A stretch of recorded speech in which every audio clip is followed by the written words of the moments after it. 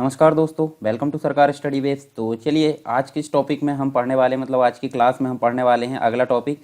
और इसके पहले हमने जो है इकोनॉमिक्स के बारे में बेसिक तौर पर जाना, उसके प्रकार के बारे में हमने देखे और इसके बाद हम देखने वाले हैं अर्थव्यवस्था, यानी कि जो अर्थशास्त्र है, अर्थशास्त्र का जो व्यवहारिक रूप है, व्यवहारिक रूप के बारे में हम यहाँ पे पढ़ने वाले हैं। तो व्यवहारिक रूप होता क्या है, जैसे देखिए मैं आपको बताता हूँ। यहाँ हम देख सकते हैं, देखिए अर्थशास्त्र आपके सामने लिखा हुआ है और दूसरी चीज़ आपके सामने लिखी है अर्थव्यवस्था। तो जैसे उदाहरण के तौर पर अगर माने तो एक क्या है, ये बुक है। और बुक को अगर हम अपनी रियल लाइफ में अगर उपयोग कर लेते हैं, यानी कि उसका यूज़ कर लिया जाता है, तो क्या कहलाती है वो अर्थव्यवस्था। तो सिंपल बोल सकते हैं आप, ये क्या है, एक सैद्धांतिक विषय है यानी कि अर्थशास्त्र। और अगर उसका प्रयोग कहीं किसी विशेष स्थान के लिए कर लिया जाता है तो वो बन जाती क्या, अर्थव्यवस्था। तो हम सिंपल अगर बोलें तो इसको हम अर्थशास्त्र बोल सकते हैं, परंतु इसको हम अर्थव्यवस्था सिर्फ नहीं बोल सकते। क्यों? क्योंकि हमने पहले ही बात की है कि इसका हम किसी विशेष स्थान के तौर पर अगर प्रयोग कर लेते हैं, किसी विशेष स्थान का मतलब क्या है, कोई देश हो सकता है, कोई राज्य हो सकता है, कोई अन्य देश हो सकता है, कोई कोई विशेष जो है पर्टिकुलर जगह के साथ इसको कनेक्ट कर लिया जाता है। जैसे हम उदाहरण के रूप में बोलें तो अर्थव्यवस्था क्या होती है, भारत की अर्थव्यवस्था। भारत की अर्थव्यवस्था मतलब भारत के साथ में देखिए किसी विशेष यानी कंट्री का नाम जुड़ा है, या फिर हम बोल सकते हैं मध्य प्रदेश की अर्थव्यवस्था। तो इस प्रकार अगर हम इसको जोड़कर लिखें तो ये ज़्यादा कंप्लीट अच्छा सही सही माना जाता है। परंतु यहाँ अर्थशास्त्र ओनली हम जो है बुक के बारे में बात करते हैं। तो हम सिंपल बोलें तो अर्थव्यवस्था जो है अर्थशास्त्र का एक व्यवहारिक पक्ष माना जाता है। और अर्थव्यवस्था के अंतर्गत जो उत्पादन है, हमने देखे थे उत्पादन यानी प्रोडक्शन, उपभोग, ठीक है। उसके अलावा अगर देखें तो हम देख सकते हैं यहाँ पे वस्तुएं एवं जो सेवाएं होती है उसके व्यापार से संबंधित जो सभी क्रियाकलाप होते हैं, जो एक्टिविटीज़ होती है, वो सारी चीज़ें यहाँ पे शामिल की जाती है। किसके अंतर्गत? अर्थव्यवस्था के अंतर्गत। और अर्थव्यवस्था के माध्यम से ही एक निश्चित क्षेत्र या देश में रहने वाले जो लोग हैं, इसके अलावा वो अपनी जीविका सारी चीज़ें यहाँ से प्राप्त करते हैं। किसके माध्यम से? अर्थव्यवस्था के माध्यम से। यानी कि यहाँ पे उत्पादन भी आ जाता है, उपभोग भी आ जाता है, वस्तु एवं सेवाओं से संबंधित जो व्यापार है उससे संबंधित सारे क्रियाकलाप यहाँ पे शामिल किए जाते हैं। और जो सभी लोग वहाँ पे रहते हैं देश के अंतर्गत, वो आजीविका प्राप्त करते हैं, यानी कि अपने जीवन जीने के लिए जो सारी चीज़ें हैं, फैसिलिटी, वो यहाँ से प्राप्त कर लेते हैं। Unacademy. Let's crack it.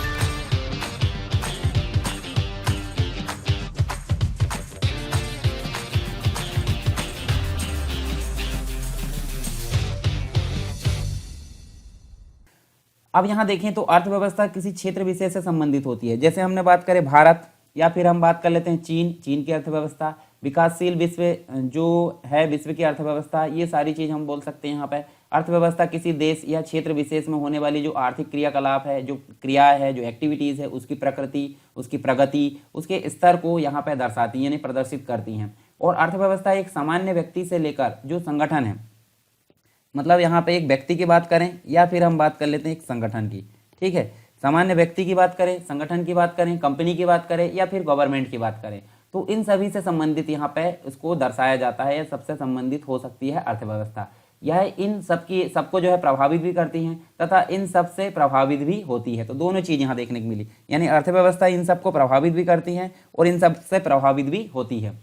किसी अर्थव्यवस्था या फिर हम बोल सकते हैं देश में निहित संसाधनों का उसके जो लोग हैं, जो भी वहाँ जनता निवास करती है, उसकी खुशहाली के लिए किस प्रकार से उपयोग या दोहन किया जाए, इस विवाद का जो प्रारंभ है, अगर बात करें यहाँ पे तो हमारे सामने देखने को मिलता है एडम स्मिथ, ठीक है। माइक्रो इकोनॉमिक के जन्मदाता इनको बोला जाता है। इनकी एक पुस्तक है, पुस्तक का नाम क्या था?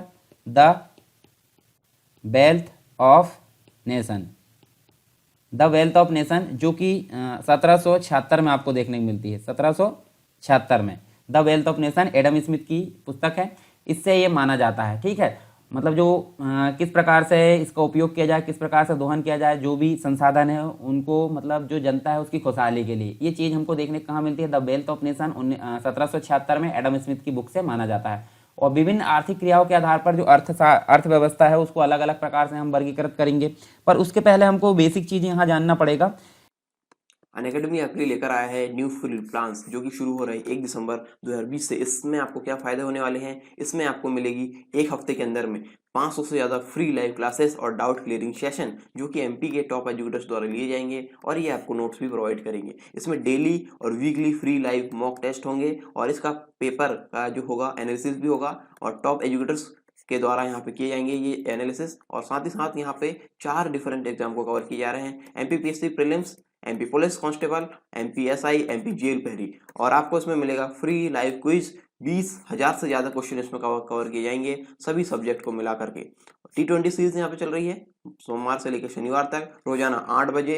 20 क्वेश्चन इसमें होते हैं, 20 मिनट के लिए आपको इस सीरीज को लगाना होता है और इसका एनालिसिस जो पेपर इसमें होंगे इसका एनालिसिस आपको टॉप एजुकेटर्स द्वारा उसी के बाद कराया जाएगा। स्पेशल इवेंट्स होने वाले हैं यहाँ पे और बहुत कुछ यहाँ पे फ्री प्लान्स में मिलने वाला है। तो आपको देर किस बात की है, डाउनलोड करना है अनअकैडमी का लर्निंग ऐप और आपको गोल चूज करना होगा MPPSC और व्यापम। ठीक है, MPPSC और व्यापम संबंधित आप गोल चूज कीजिए और आपको रेफरल कोड डालना है सरकार 10 रेफरल कोड डालने के साथ ही आप जो फ्री प्लान है उसके सारे वीडियोस आप अवेल कर सकते हैं और सारे वीडियोस आप देख सकते हैं, वो भी फ्री।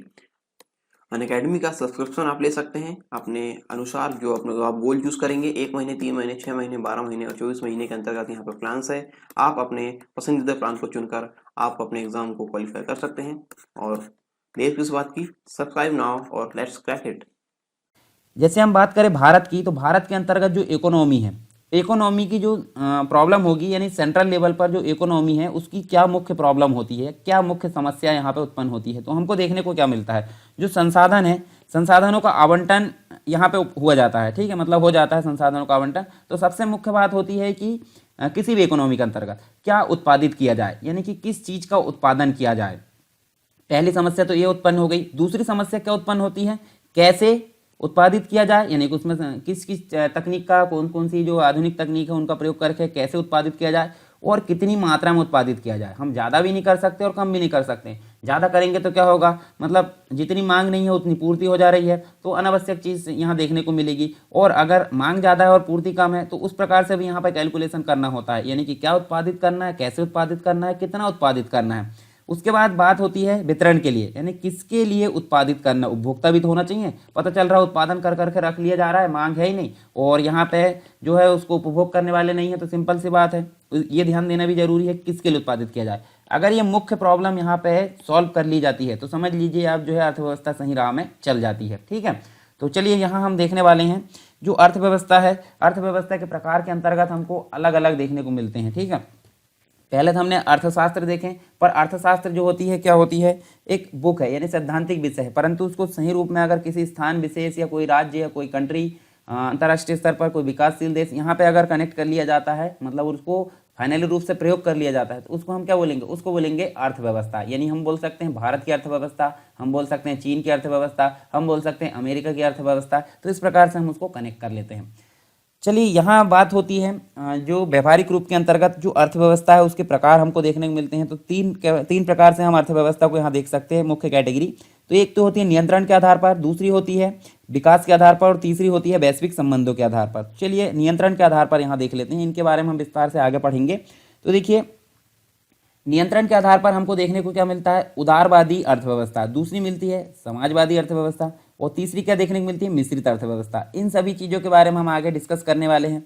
ठीक है, उसके बाद सेकंड नंबर के जो कैटेगरी हमको देखने को क्या मिलती है, विकास के आधार पर। ठीक है, इन्हें डेवलप अगर बोले तो हम यहाँ देख सकते हैं, देखिए कुछ कंट्री ऐसी होती है जो विकसित नहीं हुई हैं कुछ भी, उसको बोलेंगे अविकसित। और जो विकासशील है, यानी विकासशील मतलब विकसित, ना तो वो अल्प विकसित है, अविकसित है और ना ही वो विकसित है, तो बीच में जो संक्रमण एरिया में है, यानी कि जो विकास विकसित की तरफ बढ़ रही है, उनको बोलेंगे विकासशील अर्थव्यवस्था। और तीसरी होती है जो पूर्णतः डेवलप हो चुके हैं, यानी कि उसको बोलेंगे विकसित अर्थव्यवस्था। फिर वैश्विक संबंधों के आधार पर, यानी कि एक देश का दूसरे देश से संबंध है या नहीं है, तो जिसका संबंध होता है, यानी कि एक देश से दूसरे देश, यानी कि आयात भी होता है और दूसरा निर्यात भी होता है, तो इस प्रकार की अर्थव्यवस्था क्या कहलाती है, खुली। और जहाँ पे किसी प्रकार का आयात नहीं होता है, ना ही किसी प्रकार का निर्यात होता है, तो इस प्रकार की अर्थव्यवस्था क्या कहलाती है, बंद अर्थव्यवस्था। तो चलिए यहाँ पे हम देख लेते हैं।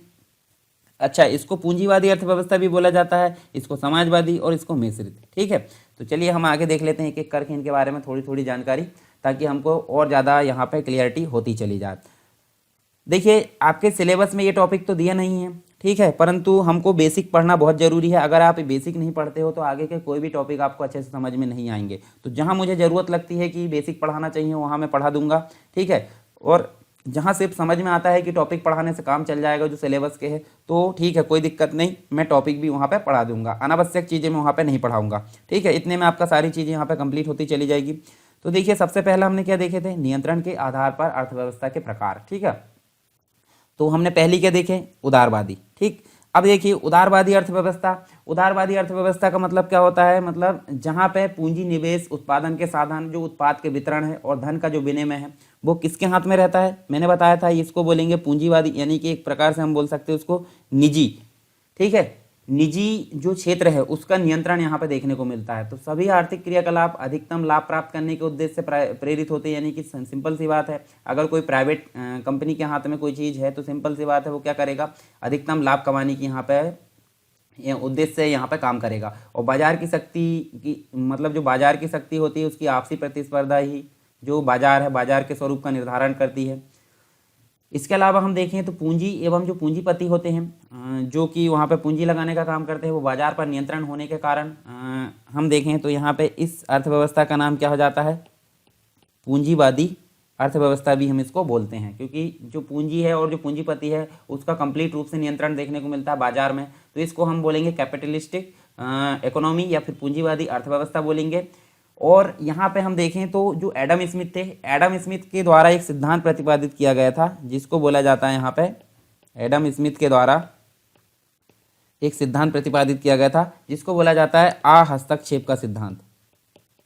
ठीक है, हस्तक्षेप का मतलब जो भी यहाँ पे काम हो रहा है, ठीक है, जो अर्थव्यवस्था में जो भी काम हो रहा है वहाँ गवर्नमेंट का कम से कम यहाँ पे हस्तक्षेप होना चाहिए, ताकि अच्छे से यहाँ पे जो है ग्रोथ कर सके कोई भी देश या कोई भी अर्थव्यवस्था। तो यहाँ पे ये सिद्धांत देने का काम किया था किसने, एडम स्मिथ ने, हस्तक्षेप का सिद्धांत, जिसे लेजिस फेयर का सिद्धांत बोला जाता है।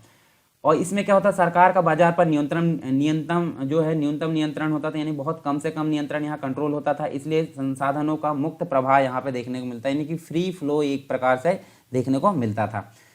और इसके अंतर्गत हम देखें तो कौन कौन सी अर्थव्यवस्था आती है, यानी अधिकांश जो विकसित देश है वो इसके अंतर्गत शामिल किए जाते हैं। तो पहली बात करें हम तो यूएसए इसके अंतर्गत शामिल किया जाता है, ब्रिटेन की अगर बात करें तो यहाँ शामिल किया जाता है, दूसरी चीज़ बात करें तो फ्रांस यहाँ देखने को मिलता है। तो ये विकसित देश की जो अर्थव्यवस्था है वो इस श्रेणी में आती है, कौन सी, उदारवादी या फिर पूंजीवादी।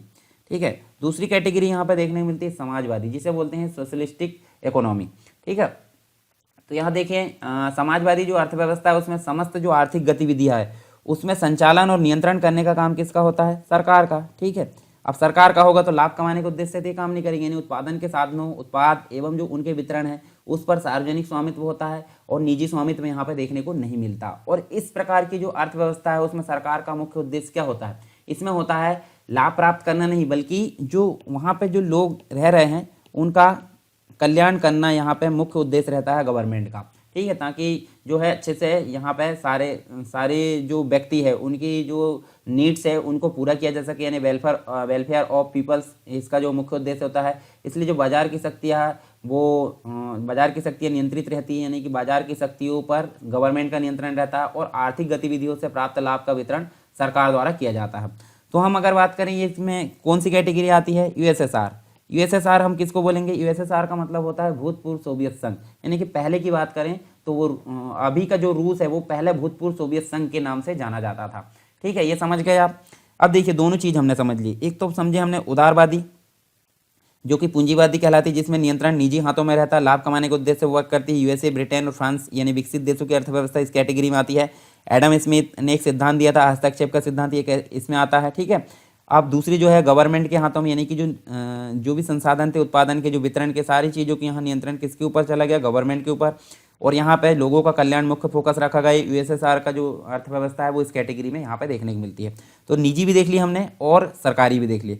अब दोनों का जो मिला जुला रूप है, यानी कि हम बोलें तो मिश्रित अर्थव्यवस्था के इस स्वरूप में क्या होता था, उदारवादी एवं समाजवादी दोनों अर्थव्यवस्थाओं की विशेषताएं पाई जाती थी। इस कारण इसे हम देखें तो मिश्रित अर्थव्यवस्था नाम दिया गया। और सार्वजनिक एवं निजी दोनों क्षेत्र देश के आर्थिक विकास में परस्पर सहयोगी के रूप में भूमिका निभाते हैं। ठीक है, मतलब आज की डेट में अगर देखें तो गवर्नमेंट के द्वारा कुछ पॉलिसी बनाई जाती है, उनको कॉन्ट्रैक्ट बेस पर जो है निजी हाथों में दे दिया जाता है। तो हम समझ सकते हैं कि जो गवर्नमेंट है, मतलब सरकार है, और निजी दोनों ही यहाँ पे मिलजुल कर काम करते हैं और यहाँ पे अर्थव्यवस्था या आर्थिक विकास में परस्पर सहयोगी की भूमिका निभाते हैं।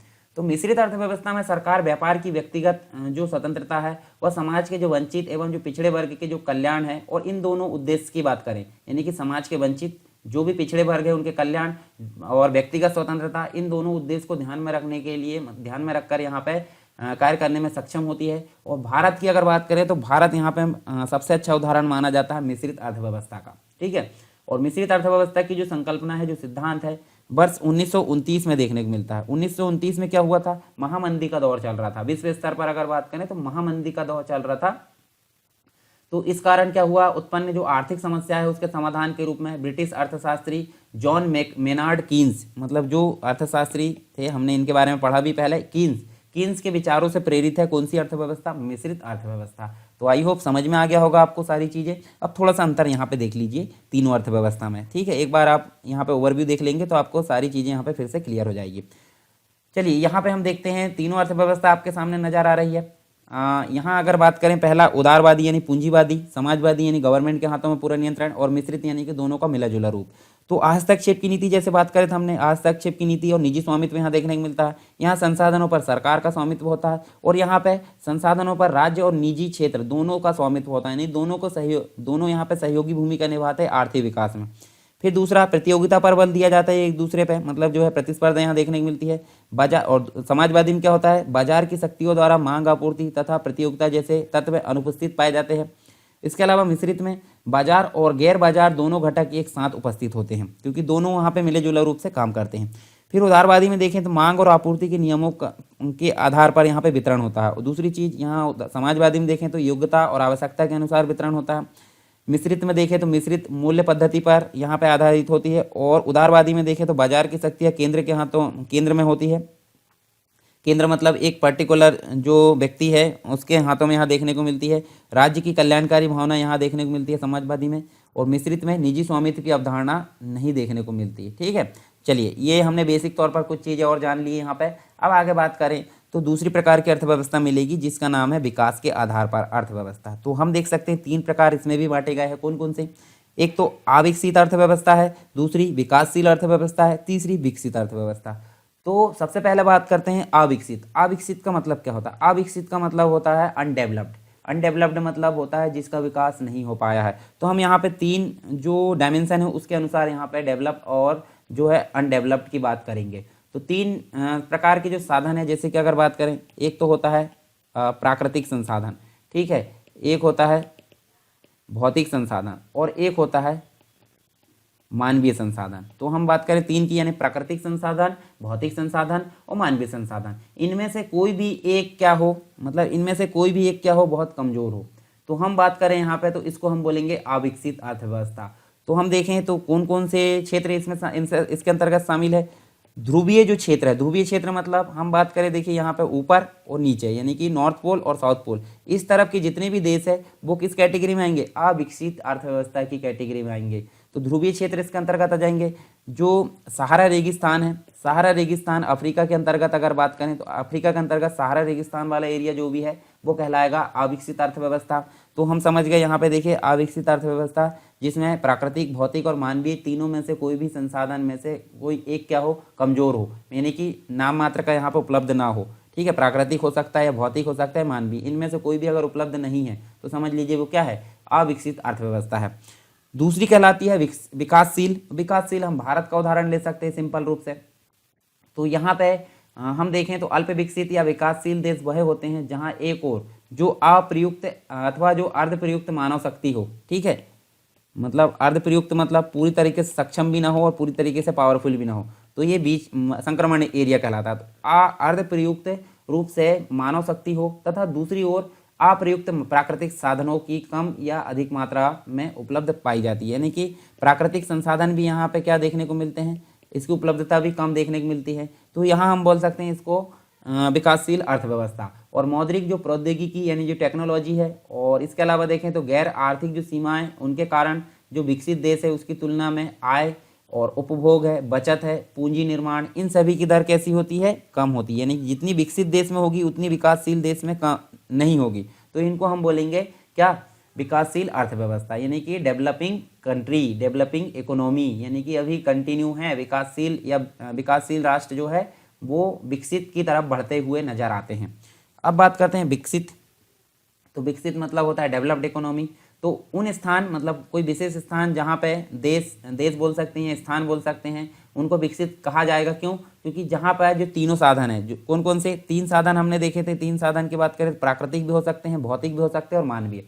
प्राकृतिक साधन, मानवीय संसाधन और भौतिक संसाधन पर्याप्त मात्रा में उपलब्ध हो तथा उनका अनुकूलतम और समुचित उपयोग हो रहा हो, मतलब दुरुपयोग भी नहीं हो रहा हो, समुचित रूप से उसका उपयोग हो रहा हो, तो हम बोल सकते हैं ये क्या, विकसित अर्थव्यवस्था। तो हमने 3 कैटेगरी यहाँ देखे विकास के आधार पर, अविकसित, विकासशील और विकसित। ठीक है, तीनों आप समझ गए होंगे। उसके बाद हमको कुछ चीज़ें और देखने को मिलती हैं। यहाँ पे देखिए अल्प विकसित देश या अर्थव्यवस्था की कुछ फीचर्स या विशेषताएं हमको देखने को मिलती है। तो 2 प्रकार की यहाँ पे विशेषताएं देखने को मिलती है। अगर आपको 5 नंबर में आता है तो आप यहाँ पे लिख सकते हैं। हालांकि ये क्वेश्चन पूछा नहीं जाएगा ऐसे संभावित है, परंतु फिर भी अगर आपको पूछा जाएगा तो आप लिख सकते हैं। यहाँ देखिए आर्थिक विशेषताएं।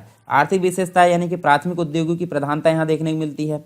प्रति व्यक्ति आय का निम्न होना, पूंजी निर्माण की निम्न दर, औद्योगिक पिछड़ापन देखने को मिलता है, व्यापक बेरोजगारी, आर्थिक विषमता का अधिक होना, मौद्रिक संगठनों का अभाव, आयात की अधिकता और द्वैत अर्थव्यवस्था। ठीक है, पर सामाजिक विशेषताओं की बात करें तो यहाँ देखने को मिलती है साक्षरता का कम होना, रूढ़िवादिता यानी पुरानी जो परंपरा है उसके अनुसार चलना, सामाजिक जड़ता, राजनीतिक स्थिरता, धार्मिक कट्टरता, संकुचित दृष्टिकोण। तो ये कंप्लीट रूप से हमको इसकी कुछ विशेषताएं देखने को मिलती है। इसके अलावा हमको एक चीज़ और देखने को मिलती है, जो अल्प विकसित अर्थव्यवस्था है या फिर देश है, उनके अन्य नाम हमको देखने को मिलते हैं। जैसे अल्प विकसित जो अर्थव्यवस्था है उनको हम किस प्रकार बोल सकते हैं, निम्न विकसित बोल सकते हैं, पिछड़ी हुई अर्थव्यवस्था बोल सकते हैं, जनाधिक्य वाले देश, जनाधिक्य मतलब जहाँ जनसंख्या बहुत अधिक है, संसाधन बहुत कम है, दक्षिण के देश जो भी है। ठीक है, अर्धविकसित या विकासशील हम बोल सकते हैं, निर्धन देश, कृषि प्रधान देश। सिंपल सी बात है, कृषि एक प्राथमिक जो है प्राइमरी सेक्टर है, और कृषि प्रधान इसलिए बोला जा रहा है क्योंकि कृषि प्रधान अगर होगा तो वहाँ पर डेवलप कंट्री उसको नहीं बोला जाएगा, अल्प विकसित बोला जाएगा। तीसरे विश्व के देश या तीसरी दुनिया के देश इनको बोला जाता है। चलिए दोनों के मध्य यहाँ पे अंतर देख लेते हैं। विकसित अर्थव्यवस्था और अल्प विकसित या विकासशील अर्थव्यवस्था में कुछ यहाँ बेसिक जो है डिफरेंस यहाँ देखने को मिलता है। तो यहाँ देखिए राष्ट्रीय आय और प्रति व्यक्ति आय एक निर्धारित स्तर से ऊपर हो तो इसको बोलेंगे विकसित अर्थव्यवस्था, परंतु जब अल्प विकसित की बात करें तो राष्ट्रीय आय और प्रति व्यक्ति आय एक निर्धारित स्तर से कम हो तो इसको बोलेंगे अल्प विकसित या विकासशील अर्थव्यवस्था। फिर विकसित में बात करें तो राष्ट्रीय आय में प्राथमिक क्षेत्र की तुलना में द्वितीयक और तृतीयक क्षेत्र का अधिक होना। जैसे हमने बात करे थे कृषि का अगर वहाँ पे ज़्यादा मतलब चलन है तो सिंपल सी बात है वो विकसित नहीं कहलाएगी, वो क्या कहलाएगी, अल्प विकसित। परंतु यहाँ पे क्या बात की जा रही है, द्वितीयक क्षेत्र यानी द्वितीयक मतलब उद्योग और तृतीयक क्षेत्र मतलब सेवा क्षेत्र, इनका योगदान अधिक हो तो वो विकसित अर्थव्यवस्था कहलाएगी। पर राष्ट्रीय आय में प्राथमिक क्षेत्र का अधिक योगदान यानी कृषि का अधिक योगदान है तो वो प्राथमिक क्षेत्र वाले जो है वो अल्प विकसित या विकासशील अर्थव्यवस्था की श्रेणी में आएंगे। फिर विकसित अर्थव्यवस्था तो वैज्ञानिक प्रगति एवं जो तकनीकी प्रगति है उसका उच्च स्तर यहाँ पे देखने को मिलता है। पर अल्प विकसित में देखें तो वैज्ञानिक प्रगति और तकनीकी विकास का निम्न स्तर देखने को मिलता है। फिर विकसित अर्थव्यवस्था में आधारभूत संरचना का उन्नत स्तर, औद्योगिक रूप से समृद्ध यहाँ देखने को मिलता है। पर अल्प विकसित में हमको औद्योगिक पिछड़ापन देखने को मिलता है, आधारभूत संरचना का निम्न स्तर पर विकास देखने को मिलता है। विकसित में जनसंख्या का भार कम और उच्च जीवन स्तर होता है, संसाधनों की अधिकता देखने को मिलती है। पर यहाँ देखिए जनघनत्व अधिक, लोगों का निम्न जीवन स्तर देखने को मिलता है। विकसित अर्थव्यवस्था में पूंजी निर्माण की उच्च दर देखने को मिलती है, परंतु इसमें पूंजी निर्माण की निम्न दर देखने को मिलती है।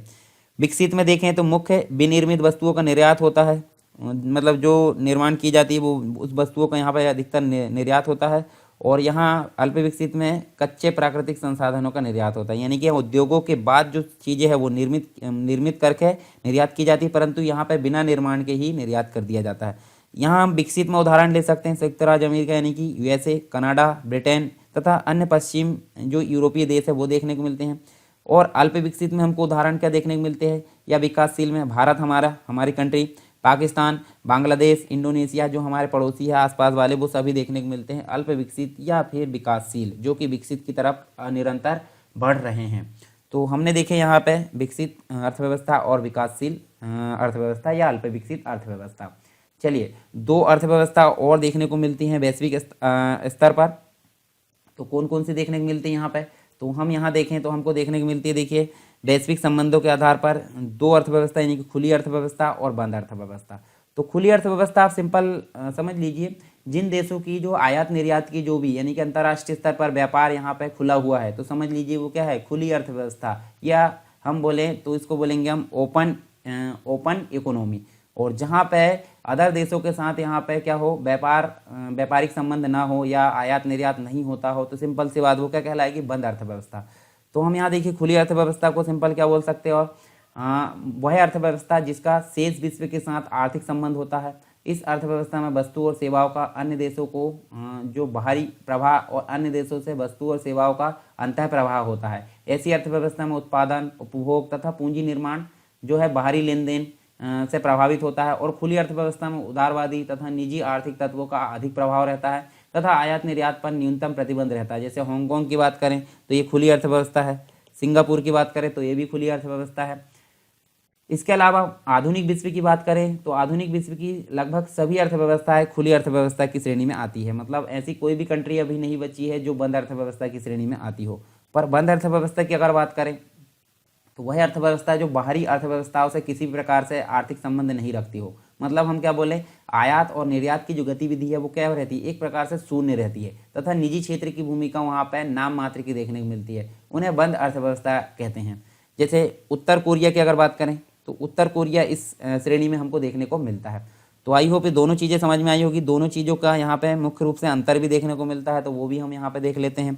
तो देखिए, इस अर्थव्यवस्था का शेष विश्व से कोई आर्थिक संबंध नहीं होता है, ठीक है, बंद अर्थव्यवस्था में। पर खुली में देखें विश्व की दूसरी अर्थव्यवस्थाओं से आर्थिक संबंध होता है, जैसे कि मैंने बताया हूँ व्यापारिक संबंध यहाँ पे देखने को मिलते हैं।